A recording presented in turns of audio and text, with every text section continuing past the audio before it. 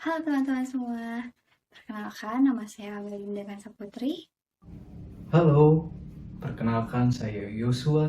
Halo, perkenalkan nama saya Gabriel Priscilla. Di sini kami akan menemani kalian semua dalam penyampaian materi hari ini.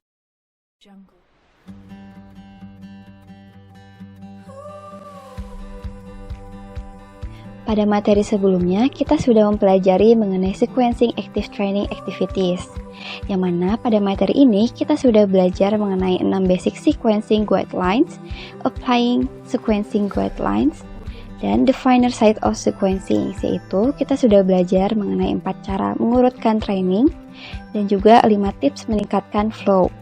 Kita juga sudah belajar mengenai experiential learning sequences.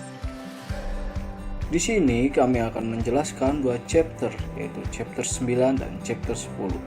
Untuk chapter 9 berjudul Planning Active Training Program, dan chapter 10 yaitu Incorporating Active Learning. Tujuan dari video ini adalah agar kalian yang menonton video ini dapat memahami dalam merancang program active learning dan metode-metode training dalam e-learning. Jadi simak baik-baik ya. Sebelum dimulai, ada beberapa hal yang perlu kalian perhatikan. Yang pertama, carilah tempat yang kondusif, agar kalian dapat fokus pada materi yang akan disampaikan.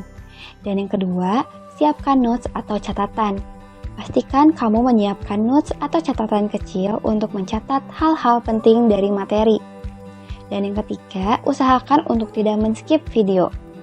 Yang keempat, siapkan air minum. Yang kelima, carilah posisi yang nyaman. Dan yang keenam, bukalah e-book Active Training halaman 193 apabila kalian ingin membaca materi pada buku yang lebih lengkap. Untuk deskripsi sumber bukunya ada di description box ya. Pada bab ini, kami akan memulai dengan chapter 9 yaitu Planning Active Training Program. Pada bab Planning Active Training Program, trainer telah menetapkan tujuan dan urutan kegiatannya. Trainer sekarang telah mencapai titik di mana bisa mengatur semua ide tentang topik tertentu ke dalam program training. Dalam tahap ini juga telah tercapainya sebuah ide desain tentang suatu topik tertentu ke dalam program yang lebih utuh. Dan langkah ini melibatkan macro design. The macro design of an active training program adalah cara untuk membuat suatu kegiatan atau training yang memiliki tujuan dan berurutan atau biasa disebut gambaran awal sebuah training. Saya akan menjelaskan terlebih dahulu beberapa karakteristik dari macro design. Yang pertama, ada content level moderat. Yang kedua, ada keseimbangan antara pembelajaran afektif, behavioral, dan kognitif. Ketiga, ada berbagai variasi pendekatan pembelajaran. Keempat, ada kesempatan untuk partisipasi kelompok. Kelima, pemanfaatan keahlian yang dimiliki oleh peserta.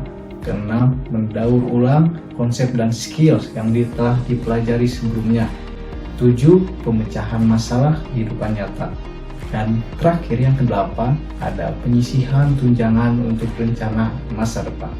Lalu, terdapat 5 unsur yang dapat membantu kita dalam membuat outline program atau biasa disebut dengan macro design. Yang pertama, ada opening activities. Pada bagian ini, trainer akan membuat sebuah aktivitas yang dapat membangun ketertarikan pada seluruh bagian dari program. Dan trainer juga akan memperkenalkan ide utama dari program training, dan setelah itu trainer juga bisa menggunakan bagian ini untuk membuat sebuah kelompok kecil dan mengenal peserta lebih jauh lagi. Pada bagian ini bisa dimulai dengan mengajak peserta untuk membahas suatu subjek dan mengumpulkan pertanyaan yang diajukan oleh peserta tentang topik yang akan dipelajari, atau dengan meminta peserta untuk menunjukkan skills yang mereka punya tanpa adanya instruksi awal.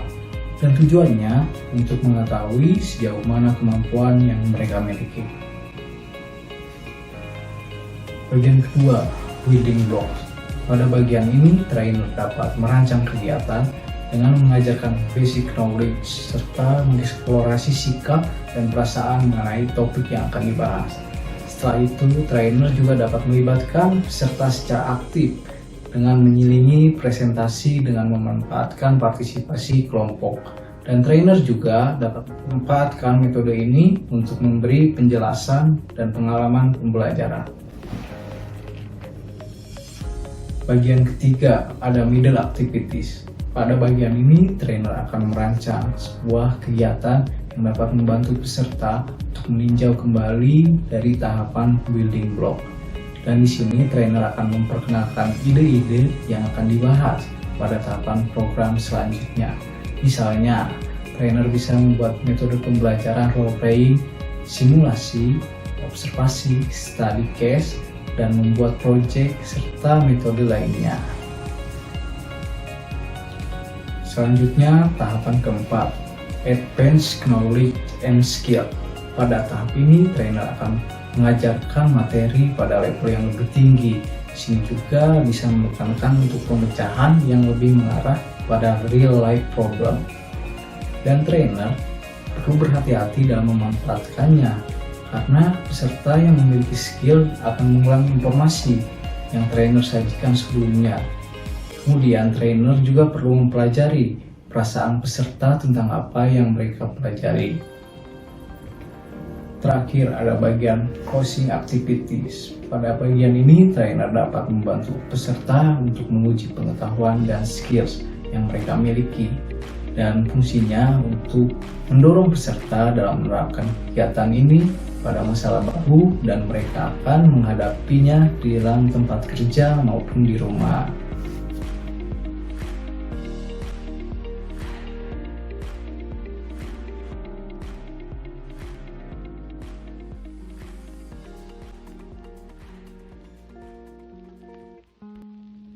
Nah, supaya lebih jelas, saya akan menjelaskan ilustrasi dari sebuah program training untuk keterampilan coaching and counseling.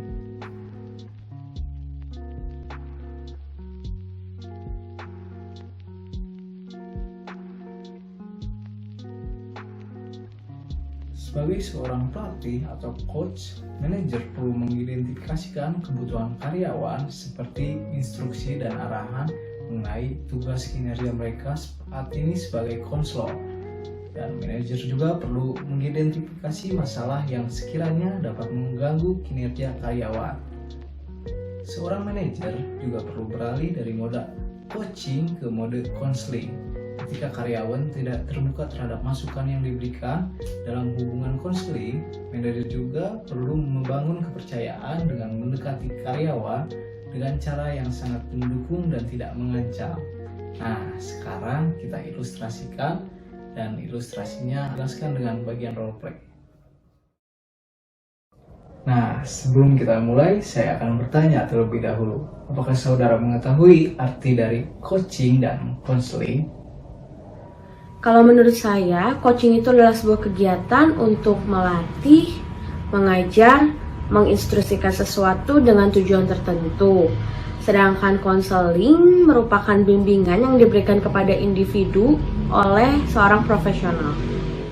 Ya, betul sekali. Dan pada kali ini kita akan belajar untuk training yang bertujuan satu, untuk mengetahui peran coaching dan konseling dalam pekerjaan manajer. Yang kedua, untuk belajar dan mempraktikkan keterampilan-keterampilan pelatihan. Dan yang ketiga, kita akan belajar untuk berlatih keterampilan dari konseling.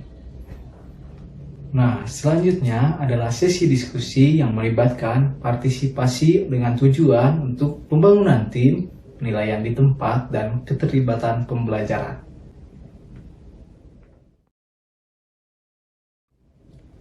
Pada sesi diskusi kali ini, saya ingin bertanya mengenai pengalaman apa saja yang saudara miliki ketika kalian dilatih dan dikonseling. Kalau coaching, saya pernah di-coaching untuk menjadi food business lead di store tempat saya bekerja. Sedangkan konseling biasanya di perusahaan saya, setiap kali akan dilakukan partners development plan, pasti akan dikonseling terlebih dahulu. Oke, kalau begitu saya akan bertanya. Sebagai seorang manajer, Kira-kira situasi seperti apa yang kalian perlukan untuk melakukan coaching and counseling? Situasi yang harus dilakukan coaching adalah ketika karyawan membutuhkan pengembangan skill dalam hal keterampilan komputer. Sedangkan situasi yang harus dilakukan konseling adalah ketika karyawan ingin naik jabatan dan ingin ditinjau kecocokan kemampuan dan keterampilan yang dimiliki karyawan dengan posisi jabatan yang baru yang ingin ia duduki. Oke, bagus sekali. Lalu apa sih manfaat dari coaching dan counseling efektif? Kalau menurut saya, coaching dan konseling efektif itu bermanfaat untuk mengasah keterampilan dan kompetensi yang dimiliki oleh karyawan secara lebih terarah, juga karyawan menjadi lebih termotivasi. Sebagai gambaran umum, maka kita akan menonton video mengenai coaching and counseling. Sekarang kita akan melakukan sebuah aktivitas merobek kertas. Nah, untuk yang nonton boleh ikutan juga ya. Sekarang kalian siapkan dulu selembar kertas seperti yang ditunjukkan oleh Amel dan Kak Gabriel. Setelah siap, mari kita dengarkan seksama instruksinya. Baik, apakah kalian sudah memiliki kertas masing-masing?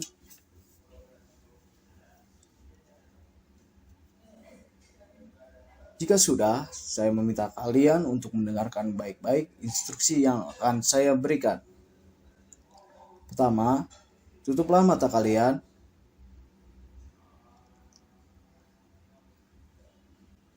Kedua, lipat kertas menjadi 2 bagian.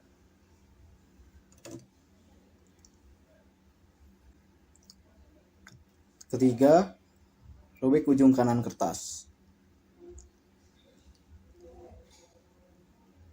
Setelah itu, keempat, lipatlah lagi menjadi 2 bagian.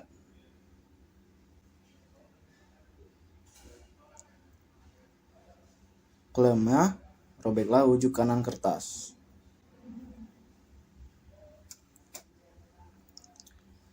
Nah, sekarang jika sudah, bukalah mata kalian dan buka lipatan kertas kalian. Dan sekarang coba bandingkan kertas kalian dengan peserta lain. Nah, jika kalian lihat hasil robekan kertas kalian satu dengan yang lainnya berbeda kan? Padahal instruksi yang saya berikan kepada kalian sama. Maka dari aktivitas ini kita belajar bahwa setiap orang walaupun diberi kegiatan atau pekerjaan yang sama, jika dikerjakan oleh orang yang berbeda bisa menghasilkan hasil yang berbeda pula. Lalu untuk aktivitas ini perbedaan bisa disebabkan oleh persepsi yang berbeda, namun dalam kegiatan bekerja lainnya perbedaan bisa juga disebabkan oleh perbedaan kepribadian yang dimiliki oleh setiap karyawan. Nah, sekarang saya ingin mengajak teman-teman semua yang menonton video ini untuk membuat instruksi sendiri mengenai kegiatan merobek kertas seperti tadi. Nanti pada saat Zoom di kelas, kami bertiga sebagai trainer akan menjadi peserta yang akan mendengarkan instruksi yang kalian buat. Bagi yang berhasil memberikan instruksi secara jelas, trainer merobek kertas dalam pattern yang sama akan mendapatkan reward. Rewardnya merupakan 2 kupon gratis minuman Starbucks, namun hanya bisa diredeem di Starbucks Ciwok ya. Selanjutnya, counseling employees. Tahap kedua ini dimulai dengan pertimbangan afektif dari masalah yang sering terjadi pada karyawan konseling. Kemudian, memberi keterampilan dasar konseling atau basic counseling skills seperti memberi feedback, mendengarkan, bertanya, dan refleksi. Dan memberikan kesempatan untuk berlatih trainer dalam konseling karyawan. Baik, pada sesi kali ini, sekarang saya ingin bertanya pada kalian. Pada situasi kasus yang bagaimanakah yang memerlukan coaching and counseling? Pada saat perusahaan sudah menerima para pekerja baru.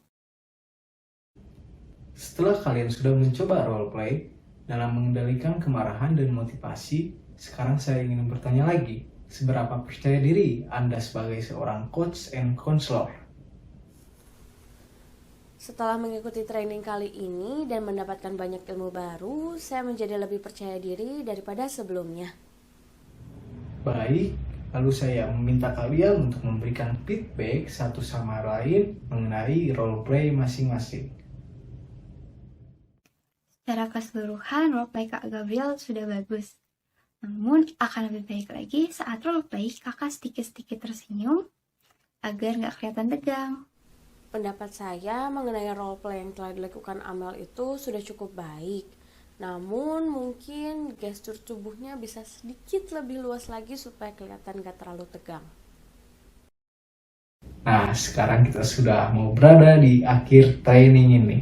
Saya meminta kalian untuk melakukan roleplay dengan teman kalian sebagai konsultan untuk masalah back on the job dengan karyawan yang sulit.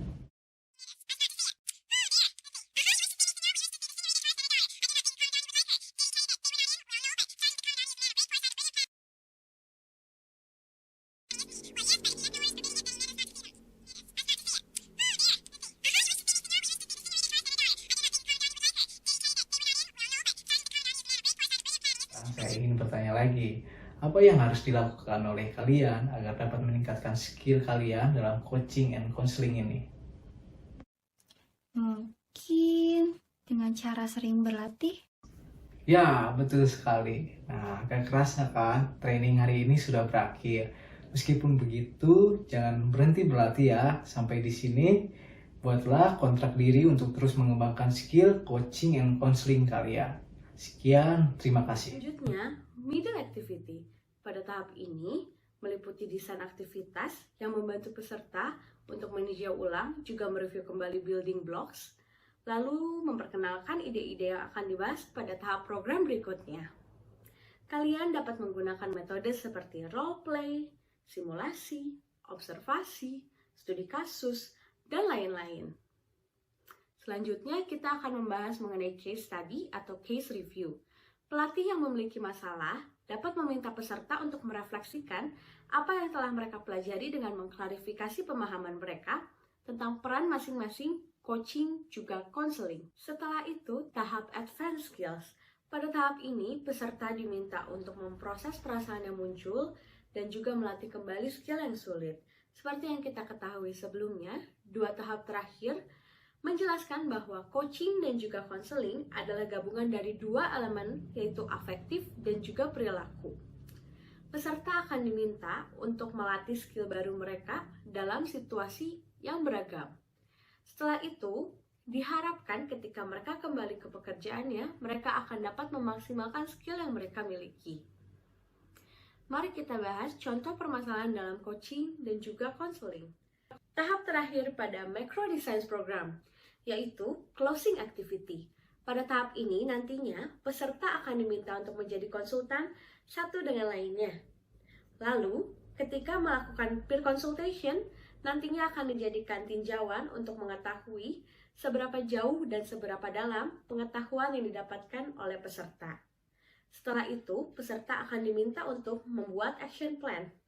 Ketika membuat action plan, hasilnya nanti bisa dijadikan desain untuk membuat program atau bisa diaplikasikan juga ke dalam pekerjaan peserta.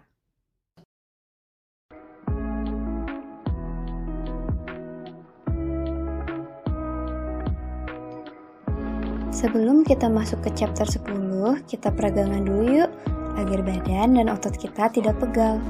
The first stretch is your 3-direction neck stretch. You're going to take your left hand, bring it over towards your right, relax your right shoulder, and pull towards your left.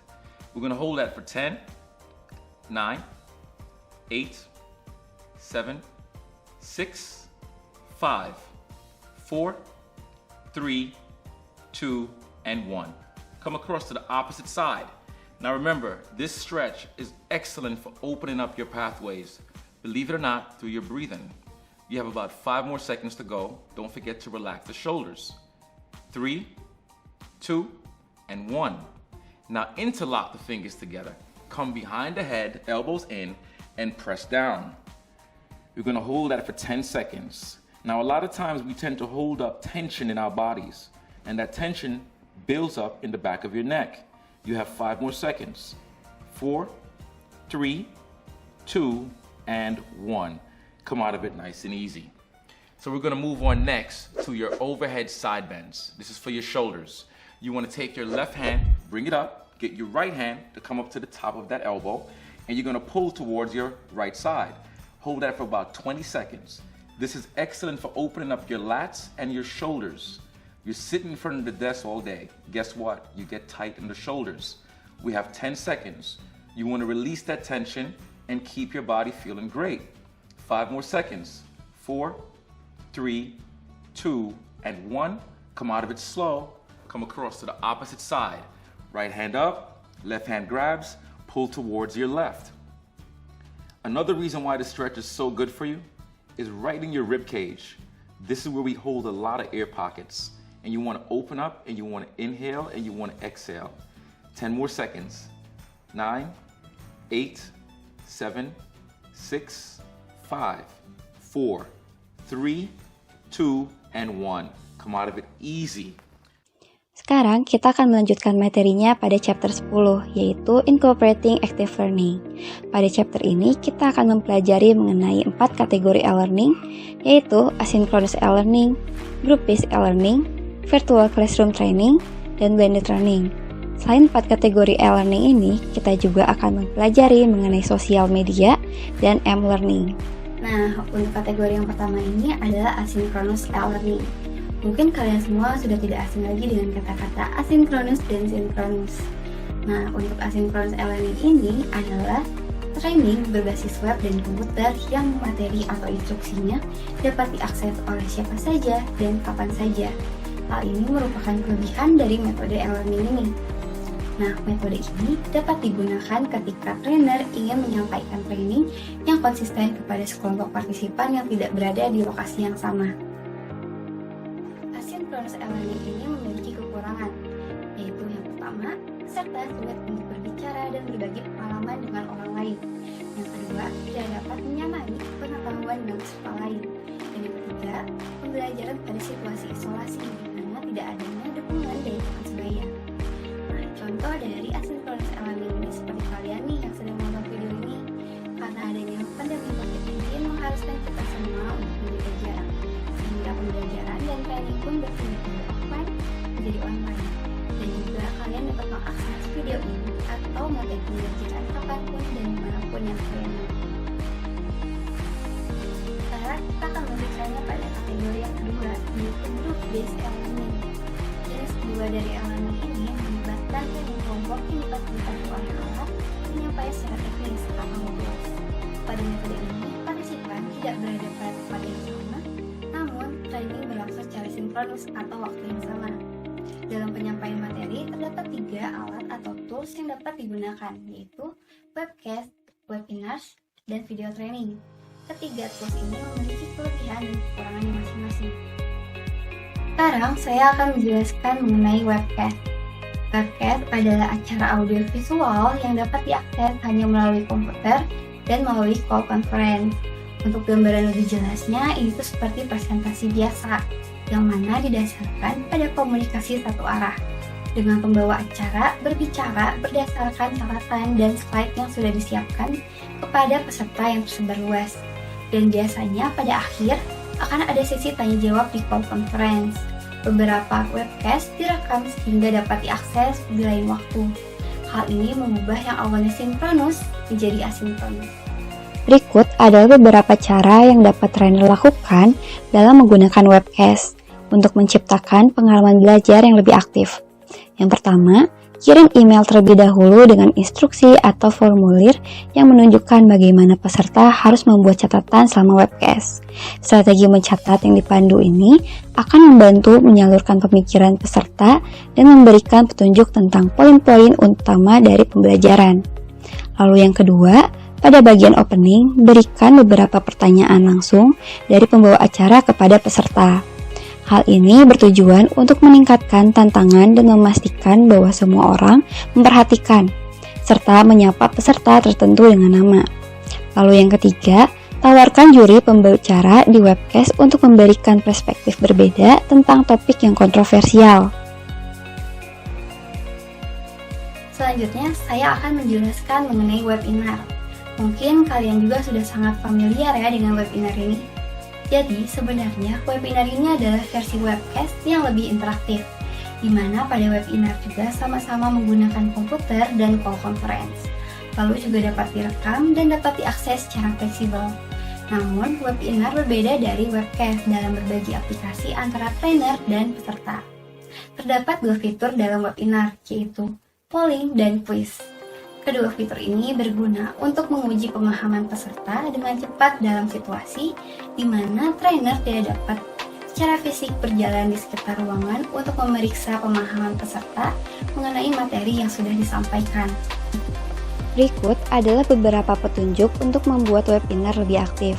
Yang pertama, buat slide instruksional menggunakan teks terbatas dan banyak latar putih. Slide harus fokus pada konsep dan grafik yang mendorong percakapan, bukan yang hanya penuh dengan penyampaian informasi. Yang kedua, bergantian antara meminta instruktur berbicara melalui latihan dan meminta peserta mengerjakan latihan secara independen dari panduan yang sudah disiapkan. Yang ketiga, pasangkan peserta yang memiliki tingkat kenyamanan tinggi dengan peserta baru yang kurang nyaman. Dan yang keempat, jadwalkan beberapa webinar singkat selama periode waktu tertentu, daripada satu sesi diperpanjang. Tools yang terakhir adalah video training, yang mana video training ini adalah training yang berlangsung melalui video yang dibuat menggunakan peralatan produksi yang canggih dan biasanya dilakukan di studio. Dalam menggunakan metode ini, trainer harus membiasakan diri untuk melihat ke arah kamera. Video training biasanya bersifat sinkronus dan membutuhkan dana yang lebih banyak dibandingkan dengan metode lain, karena peralatan-peralatan yang canggih dan juga pelaksanaannya di studio.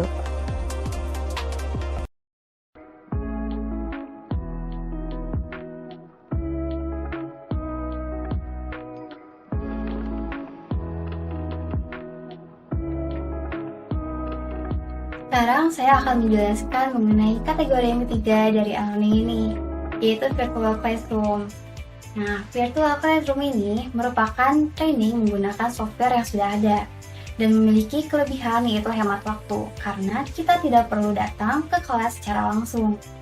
Virtual Classroom dapat digunakan secara sinkronus dan juga asinkronus. Sinkronus yaitu dengan menggunakan chat room dan whiteboard.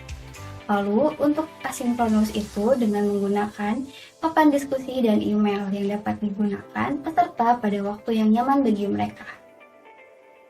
Untuk kategori yang keempat dari e-learning ini adalah blended learning, yang mana merupakan gabungan dari kelas tradisional, yaitu kelas tatap muka secara langsung dengan kelas online.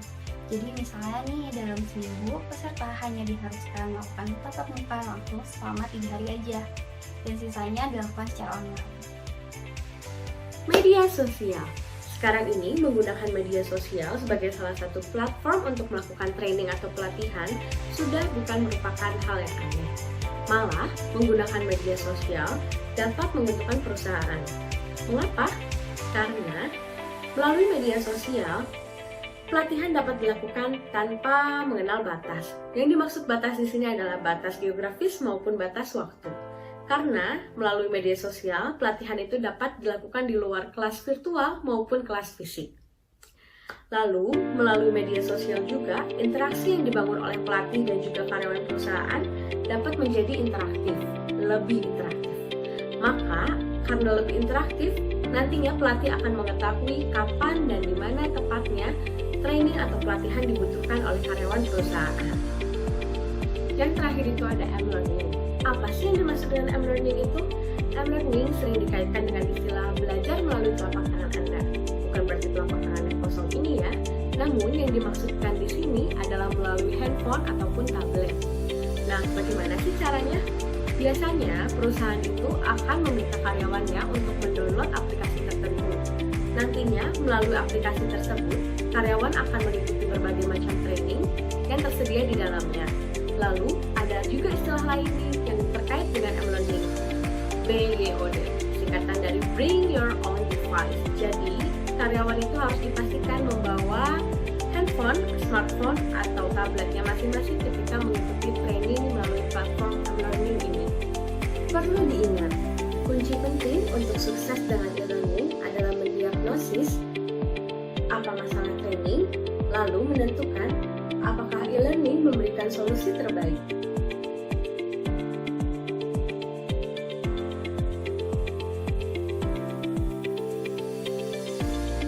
Untuk membantu teman-teman mempelajari materi kali ini, kami telah menyiapkan review ulang mengenai materi yang telah kami sampaikan hari ini. Yang pertama dari chapter 9. Kami membahas mengenai 5 macro design. Yang pertama, opening activities. Trainer membuat aktivitas yang membangun ketertarikan pada sebuah program dan memperkenalkan ide utama dari program training. Trainer bisa membuat kelompok untuk mengenal peserta lebih jauh. Yang kedua, building blocks. Pada bagian ini, trainer dapat merancang kegiatan dengan mengajarkan pemahaman dasar serta mengeksplorasi sikap dan perasaan mengenai topik yang dibahas.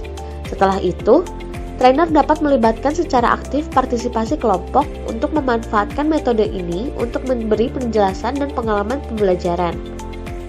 Yang ketiga, ada middle activities. Pada bagian ini, trainer dapat merancang kegiatan yang dapat membantu peserta mereview kembali tahap building blocks dan memperkenalkan ide-ide yang akan dibahas pada tahap program berikutnya. Trainer bisa memakai metode role-playing, simulasi, observasi, studi kasus, membuat proyek, serta metode lainnya. Yang keempat, advanced knowledge and skills. Pada tahap ini, trainer juga bisa mengajarkan materi pada level yang lebih tinggi. Di sini juga bisa menekankan untuk pemecahan yang lebih mengarah pada real-life problems. Yang terakhir ada closing activities.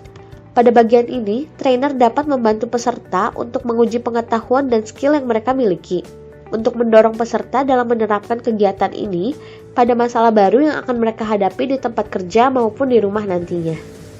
Di chapter 10, kami membahas mengenai incorporating active learning. Terdapat 4 kategori, diantaranya asynchronous e-learning, training berbasis web dan komputer yang materi atau instruksinya dapat diakses oleh siapa saja dan kapan saja. Di sini, trainer dan peserta tidak harus berada dalam tempat yang sama dan waktu yang sama. Kategori kedua, group-based e-learning, melibatkan training kelompok yang difasilitasi melalui alat penyampaian secara teknis. Pelaksanaannya dilakukan secara sinkronus, namun peserta dan trainer tidak berada pada tempat yang sama. Di sini interaksinya pula masih dibatasi. Terdapat 3 tools group-based e-learning. Yang pertama, webcast, komunikasi satu arah dengan jumlah peserta yang banyak. Lalu webinar, versi webcast yang lebih interaktif untuk grup yang lebih kecil. Terakhir, video training. Di sini trainer membuat video di studio dengan peralatan yang lebih canggih. Kategori ketiga yaitu virtual classroom. Training dilakukan menggunakan software classroom yang sudah ada, contohnya seperti Zoom ataupun Google Classroom. Yang terakhir, blended learning. Di sini adalah penggabungan kelas secara offline dan juga online. Terdapat juga tools lainnya yang memperluas training. Contohnya social media dan m-learning. Social media adalah media-media yang digunakan untuk mendapatkan informasi lebih mengenai training. Lalu m-learning adalah pembelajaran yang dilakukan dengan menggunakan mobile device seperti tablet ataupun smartphone. Selanjutnya terdapat mini quiz. Jadi baca baik-baik ya pertanyaannya dan coba untuk menjawab.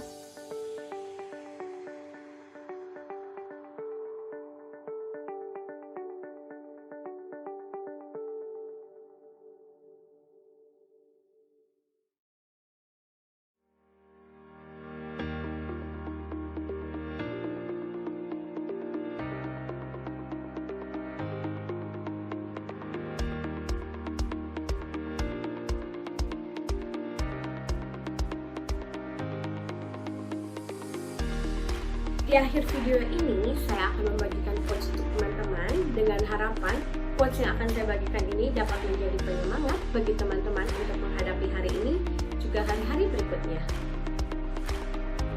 It doesn't matter how slowly you go, as long as you don't stop.